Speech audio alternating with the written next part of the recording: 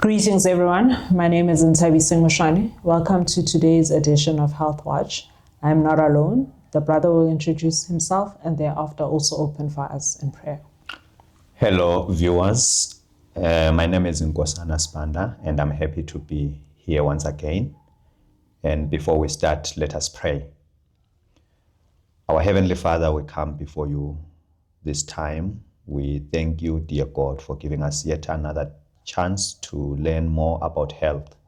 As we begin our session at this time, we invite you to be with us. May you lead us with your Holy Spirit, and may you speak through us and impress what we are going to learn about in the hearts of those who are listening.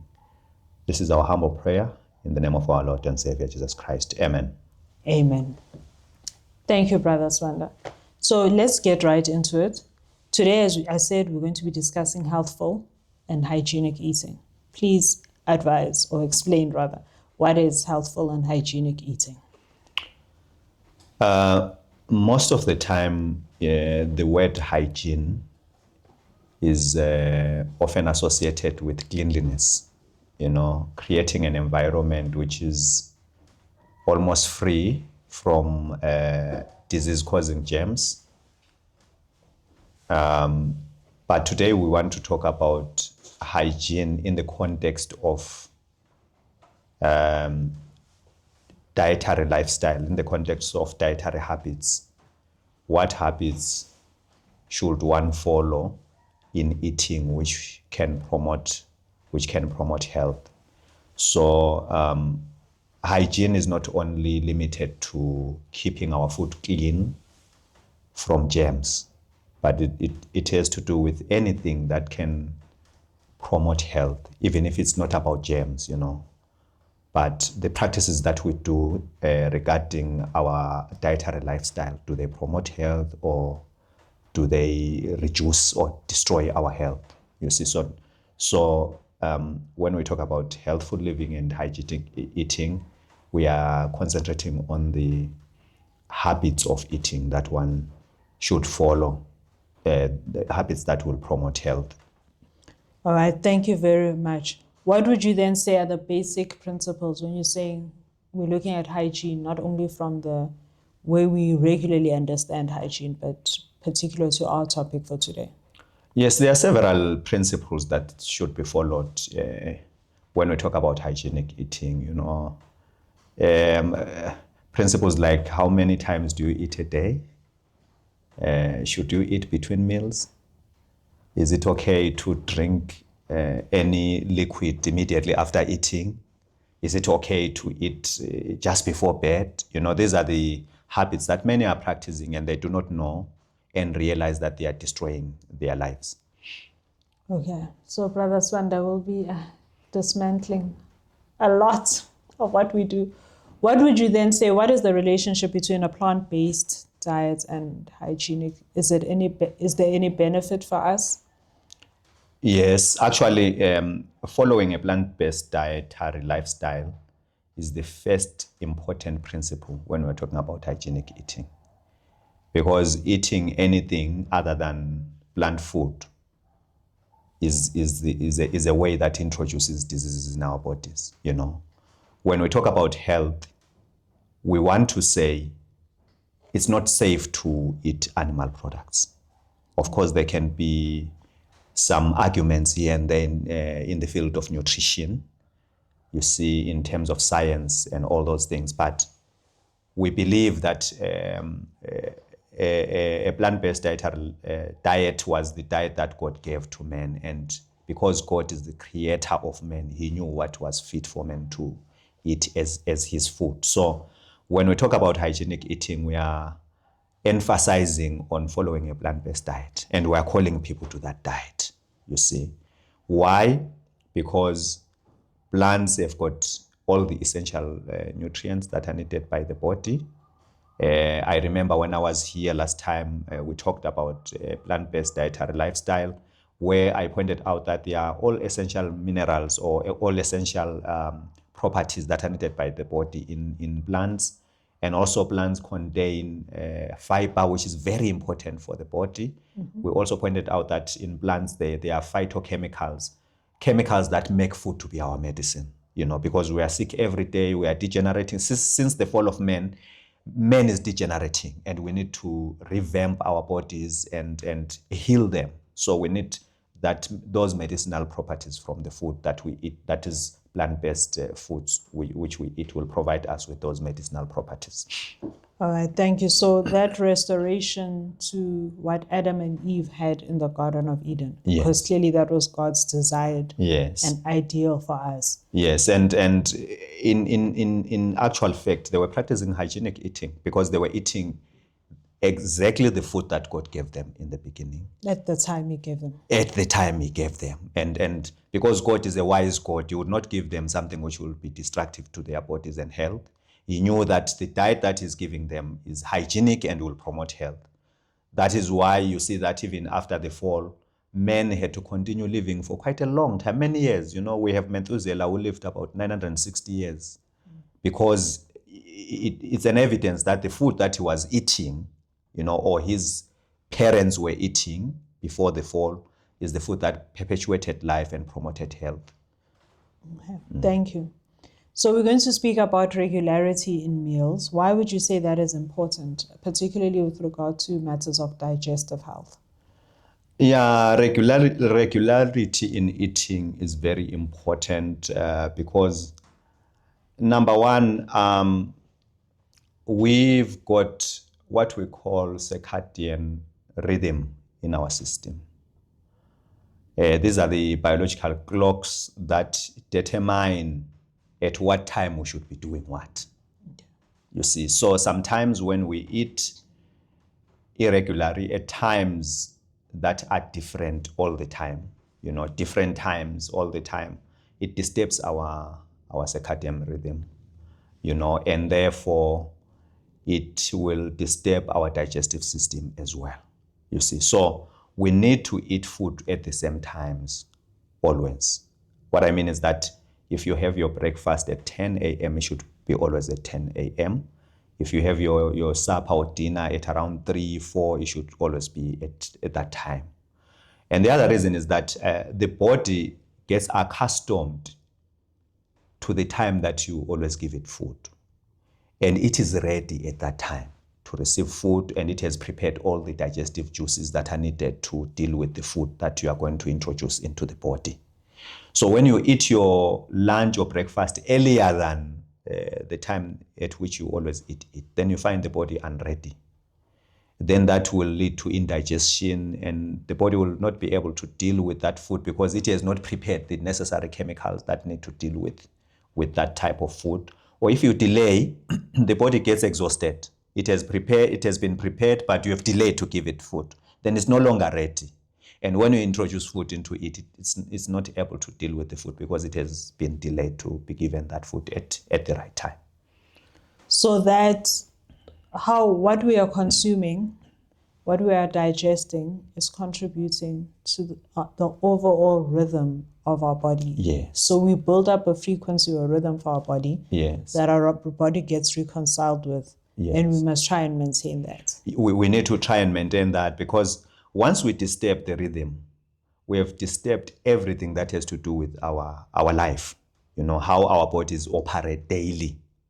So we need not disturb. We need to go along with the rhythm of the body so that everything will function properly. That's how God has created us. Sometimes we do things that disturb the flow of our bodies. We want to divert it from the original flow, and therefore we are dismantling it. We are just disturbing it, and it will end up causing diseases to our bodies. All right. Now onto a not so popular opinion: 2 or 3 meals a day, and why? Evidence for and against. Yeah. 2 meals are recommended, especially because we need enough time for our digestive system to rest,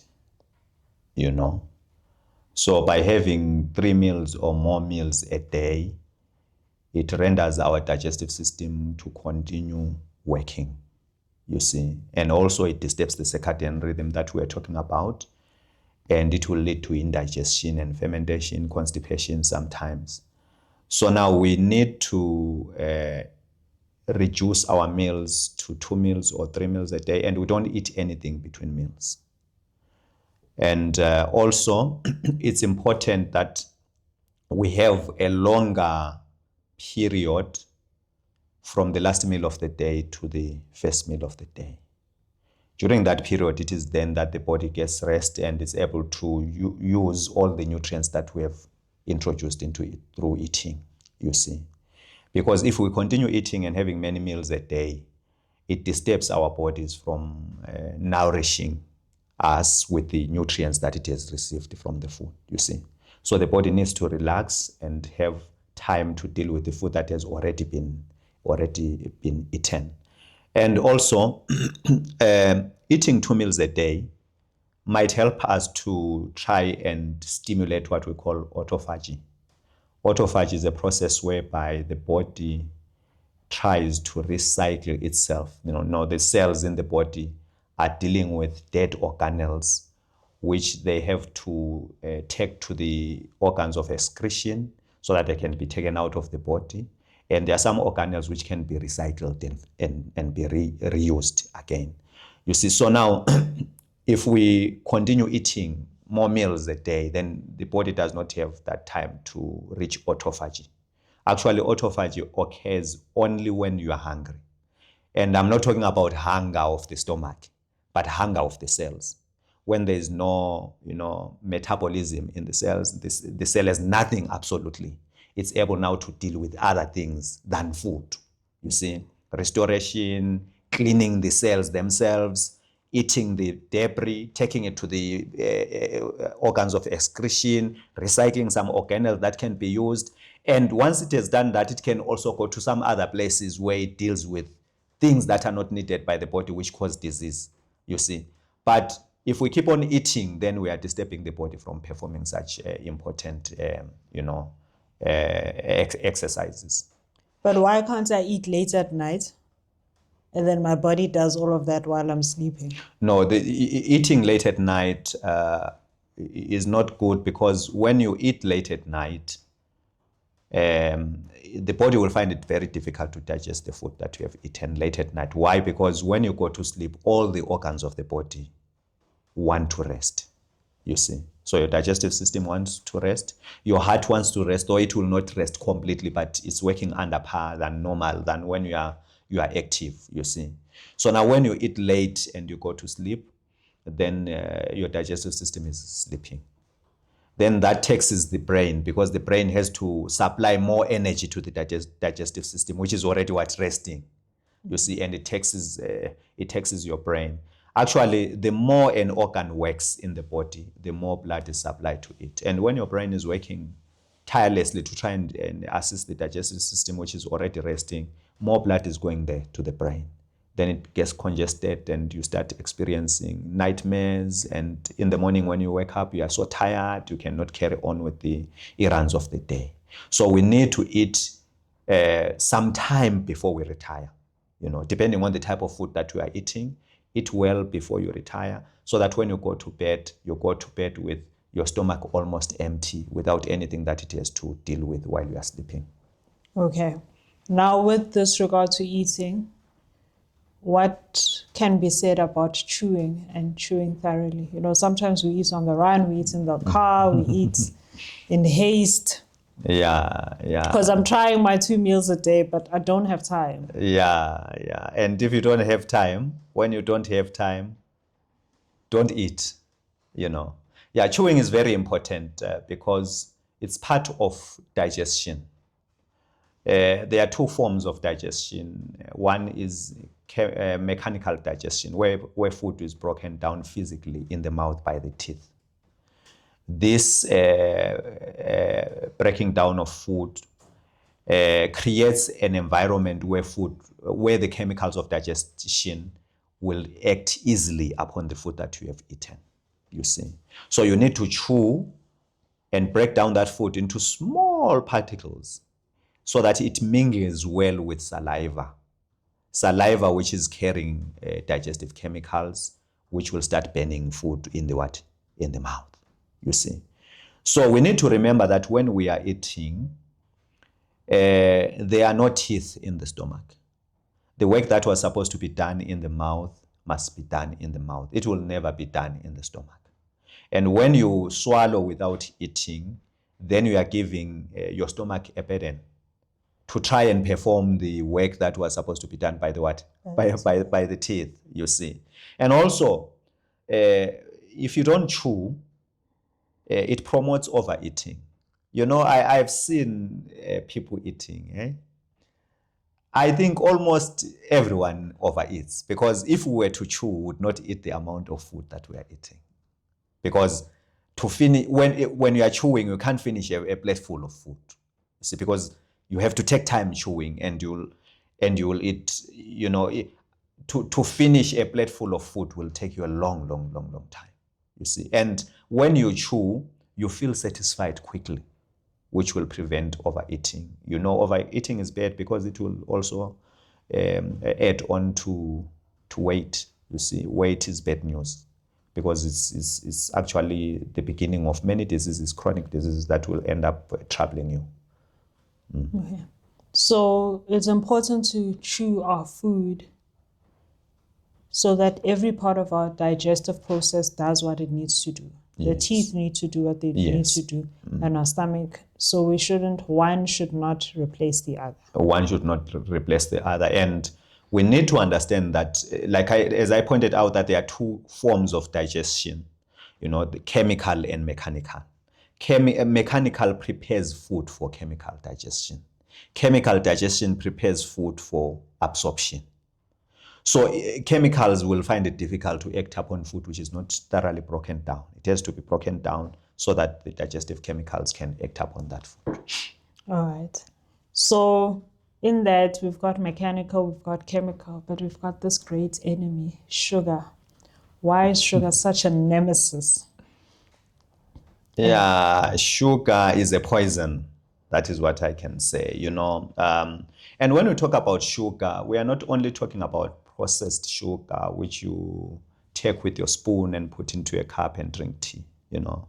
But we are saying we need to limit things that have sugar. Here we are talking about carbohydrates, you know. There are so many refined grains that people eat, you know, refined flour, refined rice, and all those things. They've got forms of sugar which are not good for our health. So when we consume a lot of sugar, it goes quickly into our blood, and it causes what we call a sugar spike in our blood, which triggers our pancreas to produce insulin to try and deal with that sugar. So the more sugar we eat, the more insulin is demanded in the blood. And the more insulin is demanded, the more demand goes to the pancreas, and it overworks, you see. So the more the pancreas is releasing insulin into the blood, then the body gets used to that insulin.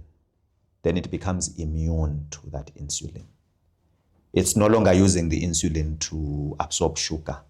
You see, then what happens? That sugar remains in the blood. You see, and then blood sugar the blood sugar level is what is rising, which will cause the pancreas to produce more and more insulin, and it's putting it under strain. And that strain is destroying the cells of the pancreas, and the pancreas eventually ceases to produce insulin. Then you develop type 2 diabetes.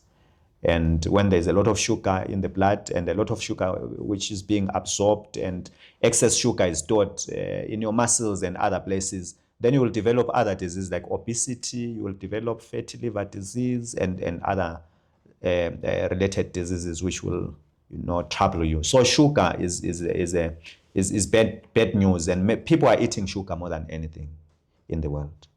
And talking about processed sugar, actually almost every article which is packed, we'll find that it's got sugar in it.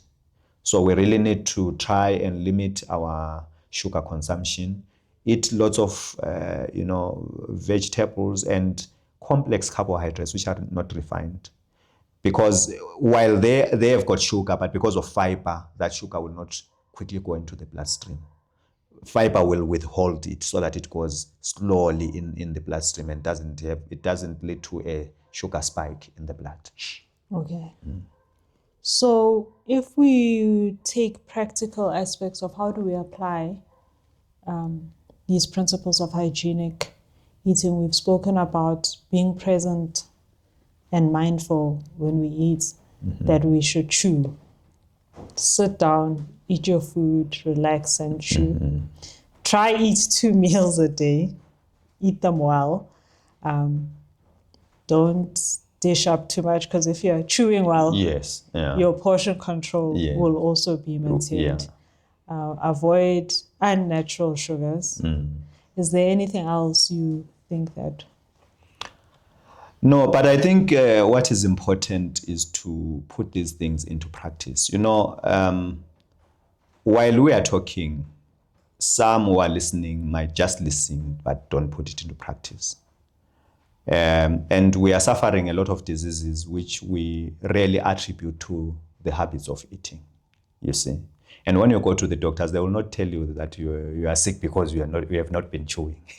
You are sick because you have been eating more than 2 or 3 meals a day, you see. So what I can say is that we need to emphasize on practicing the habits of eating. Those habits that practice them, put them into practice so that they can promote health.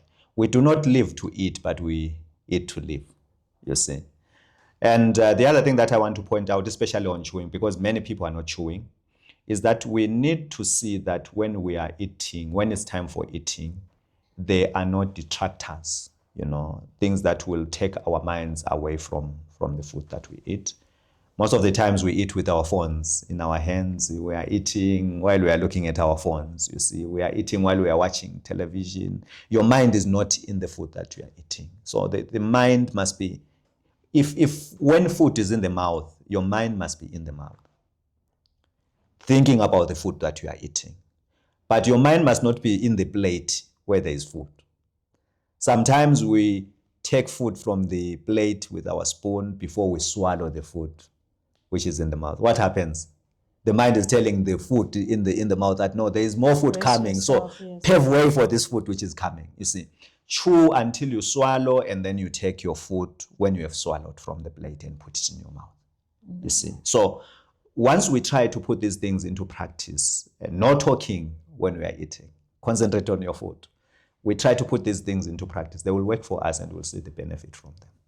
So when we now want to do this as a family, what does this mean? A silent dinner? Yes, everyone listening to other people eating. Yes, it's a silent dinner. It's a silent dinner, no talking on the table, no watching of television, no use of phones on the table. But the dining table is for eating. That is why you see that some people have got a living room and also a dining room. We can go to the living room and chat and talk however we want. But when it's time for eating, let's concentrate on eating so that we don't swallow without chewing. Yes. So this is something that we can all really try and help each other as the church community and our family community to improve on our eating habits instead of perhaps having a superiority about it. It's genuinely something that we can encourage each other to do. Yes. When we're having our potluck lunches at church, let's sit down and eat. Yes. When we're having dinner as family, an early dinner, because now we have to eat 2 meals. 2 meals a day. Yes. When we're having our early dinners as family, let's sit down and eat. And chew. Our unrefined sugars. And I want to assure you, Ntabiseng, people don't chew. Why? Because there are so many things that are taking their minds from the food. When we are busy talking, chatting, what happens is that when you put food in your mouth, immediately it runs to the throat. Have you ever noticed that? Yeah. You have to bring it back with your tongue so that you mingle it with, your tongue must be moving the food from one side to another, mingling it with what? With saliva. But when you are not concentrating on the food that you are eating, you will swallow without realizing. And unless your conscience reminds you, but you will be reminded all after you have already swallowed the food. You see. So now we need to practice these habits. They are very rare and difficult, but if we train ourselves, we can do it. No talking during meals, no phone during meal, no television during a meal, no thinking about your problems. You see, in the book Counsels on Diet and Foods, Sister White says, we must not eat when we are too excited or worried. You rather skip a meal, and until you become calm, then you can eat. Why? Because when you eat while you are worried or too excited, your mind is not in the food. It's on what is worrying you or exciting you. Then you will eat. You either will overeat or you will not chew when you are eating. Then after that, you will really experience the results of that, and you will be sick. All right. Thank you very much, Brother Swanda. I hope no one is watching this video while eating. Otherwise, that's the first step. Either watch us first or eat first. And we'll see you next time on our next episode. We're going to close our eyes and close in prayer. Our Heavenly Father, we thank for the opportunity that you have given us to spread the gospel in this way about diet. We ask you to be with all of us that are watching, and that we also be mindful and grateful for what you have given us, that it prolongs our life, and that we can present our bodies as a living sacrifice worthy of your name. We thank you for everything that you have done for us and ask you to bless the viewers. In Christ's holy name, amen. Amen.